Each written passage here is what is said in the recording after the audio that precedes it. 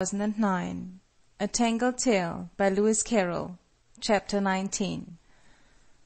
Answers to Knot 9. Paragraph 1.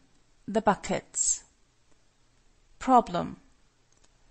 Lardner states that a solid, immersed in a fluid, displaces an amount equal to itself in bulk. How can this be true of a small bucket floating in a larger one? Solution. Lardner means by displaces occupies a space which might be filled with water without any change in the surroundings. If the portion of the floating bucket which is above the water could be annihilated and the rest of it transformed into water, the surrounding water would not change its position, which agrees with Lardner's statement. 5 answers have been received, none of which explains the difficulty arising from the well-known fact that a floating body is the same weight as the displaced fluid. Heckler says that only that portion of the smaller bucket which descends below the original level of the water can be properly said to be immersed, and only an equal bulk of water is displaced. Hence, according to Heckler, a solid whose weight was equal to that of an equal bulk of water would not float till the whole of it was below the original level of the water, but, as a matter of fact, it would float as soon as it was all under water. Magpie says the fallacy is the assumption that one body can displace another from a place where it isn't, and that Lardner's assertion is incorrect, except when the containing vessel was originally full to the brim. But the question of floating depends on the present state of things, not on past history. Old King Cole takes the same view as Heckler.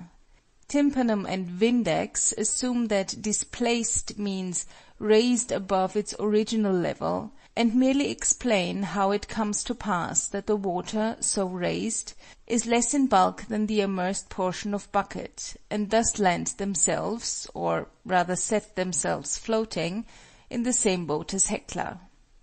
I regret that there is no class list to publish for this problem. Paragraph 2. Balbus's essay. Problem.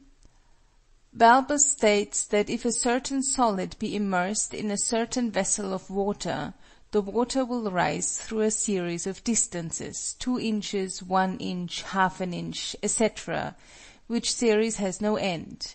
He concludes that the water will rise without limit. Is this true? Solution. No.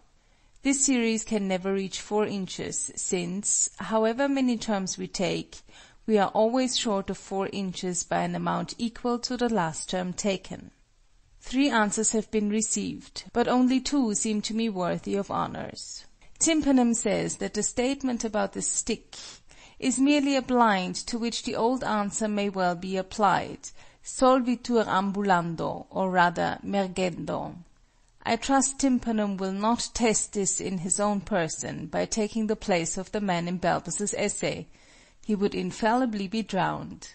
Old King Cole rightly points out that the series 2, 1, etc. is a decrease in geometrical progression, while Vindex rightly identifies the fallacy as that of Achilles and the tortoise. Class list. First, Old King Cole, Vindex. Paragraph 3. The garden. Problem. An oblong garden, half a yard longer than wide, consists entirely of a gravel walk, spirally arranged, a yard wide and 3,630 yards long. Find the dimension of the garden. Answer. 60, 60.5. Solution.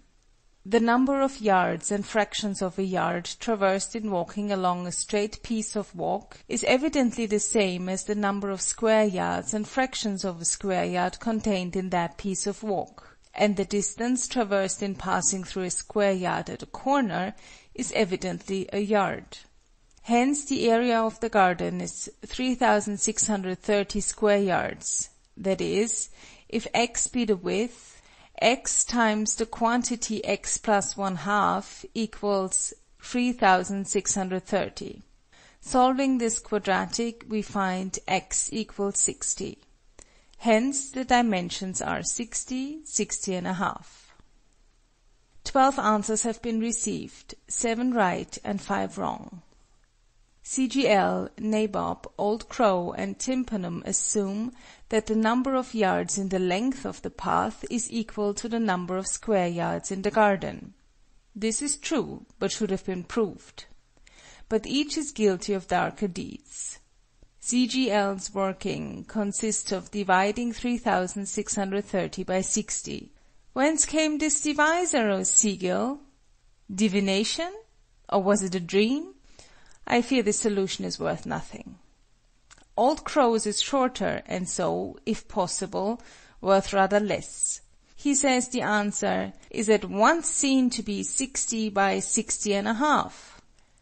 Nabob's calculation is short, but as rich as a nabob in error. He says that the square root of 3630 multiplied by 2 equals the length plus the breadth.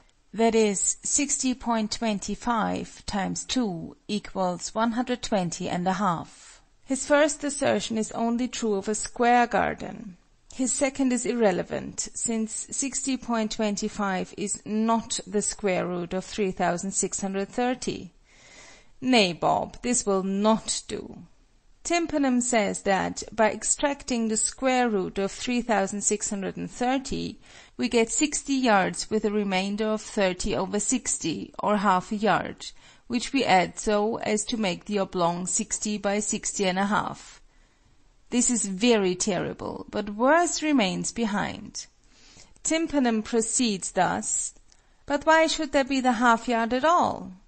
Because without it there would be no space at all for flowers. By means of it, we find reserved in the very center a small plot of ground, 2 yards long by half a yard wide, the only space not occupied by walk. But Balbus expressly said that the walk used up the whole of the area. Oh, Tympanum, my tympa is exhausted, my brain is numb. I can say no more. Heckler indulges again and again in that most fatal of all habits in computation, the making two mistakes which cancel each other. She takes x as the width of the garden, in yards, and x plus 1/2 as its length, and makes her first coil the sum of x and a half, x minus 1, x minus 1, that is 4x minus 3. But the fourth term should be x minus 1.5, so that her first coil is half a yard too long.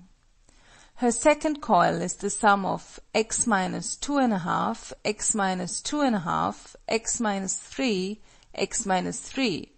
Here the first term should be x minus 2, and the last x minus 3.5. These two mistakes cancel, and this coil is therefore right.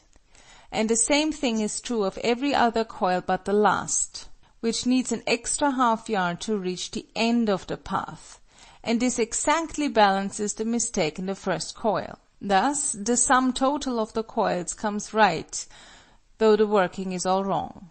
Of the 7 who are right, Dynamite, Janet, Magpie, and Taffy make the same assumption as CGL and Co. They then solve by a quadratic. Magpie also tries it by arithmetical progression, but fails to notice that the first and last coils have special values. Alumnus Eternae attempts to prove what CGL assumes by a particular instance, taking a garden 6 by 5.5. He ought to have proved it generally. What is true of one number is not always true of others. Old King Cole solves it by an arithmetical progression. It is right, but too lengthy to be worth as much as a quadratic. Vindex proves it very neatly by pointing out that a yard of walk measured along the middle represents a square yard of garden. Whether we consider the straight stretches of walk or the square yards at the angles in which the middle line goes half a yard in one direction and then turns a right angle and goes half a yard in another direction. Class list. First, Vindex. Second, Alumnus Eternae, Old King Cole. Third. Dynamite, Janet, Magpie, Taffy. End of chapter 19.